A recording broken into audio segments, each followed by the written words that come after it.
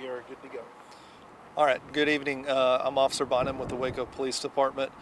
This evening, about 10:45 p.m., officers were attempting to apprehend a wanted fugitive in the 3700 block of Hay. As they were attempting to apprehend the fugitive, that individual began firing upon officers from inside of the house. Officers that were on scene were part of the Lone Star U.S. Marshal Task Force. A number of those officers, and I don't know how many, but a number of those officers did return fire on the individual as they were trying to retreat to safety. Once officers were able to get to a safe location, the officers that were there immediately began to notify not only Waco PD but also the Sheriff's Department for assistance to respond with that. So in response to that, Waco PD SWAT team did come out. The Waco PD negotiators were also here on scene and took the scene over.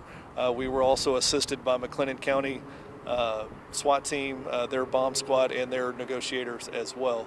So through negotiations and all of that, we were able to make communication with that individual. After we made communication with him, probably 30 to 45 minutes into those negotiations, he did go ahead and come out of the house. So that individual is in custody at this time. As far as his name, I'm not going to release it quite yet.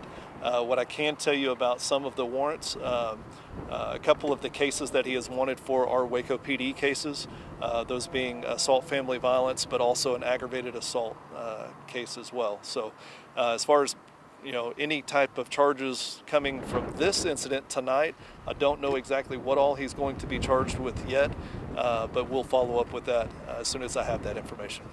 Were any officers injured or the suspect injured? No, thankfully everybody remained safe. The officers that were there were actually able to clear some of the surrounding houses to keep surrounding residents safe as well.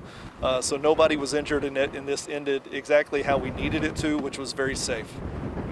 And what did you say the call originally came in as? So it was the U.S. Marshals Lone Star Task Force. They were attempting to apprehend this individual because he was a wanted fugitive. And he was basically resisting. Essentially, resisting by shooting upon the officers. Yeah. Was there any warnings or correspondence issued to any homes in the area as far as, there was a fugitive?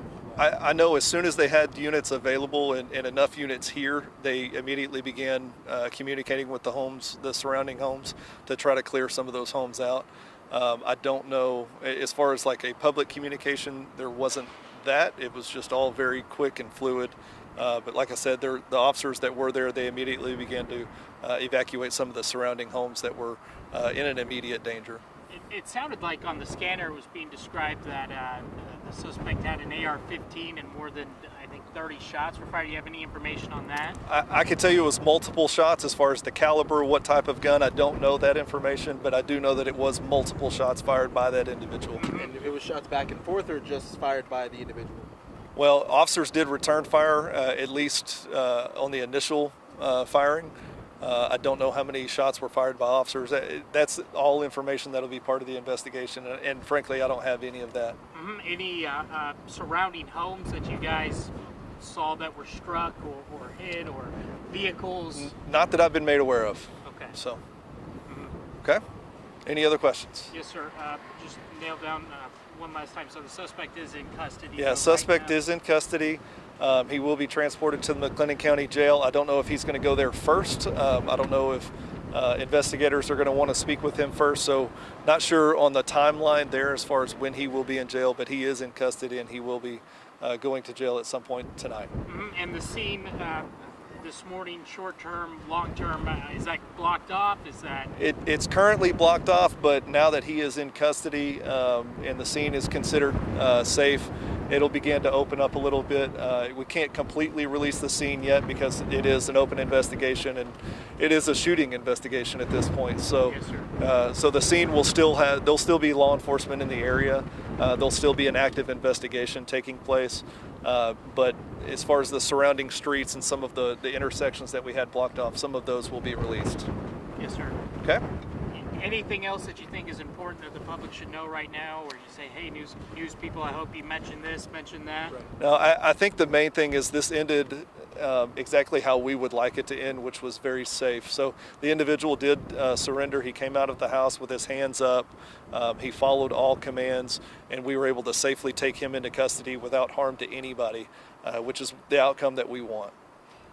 Just one more little thing for me in terms of gun crime this early in the year. Yeah. I believe the numbers are significantly higher than they were last year. Any comment on that about just the, I guess, added gun crime this early in the year? It is the number. You're right. The numbers are higher right now than where they were in years past, and that is something that us as a police department is very aware of, and something that we are working to solve that problem. It's not just a police department problem; it's a community problem, and it's something. It's going to be something that's going to take a community to help fix. So. Thank you, officer. Yep. All right. Thanks, Thank you, guys. officer. Yep.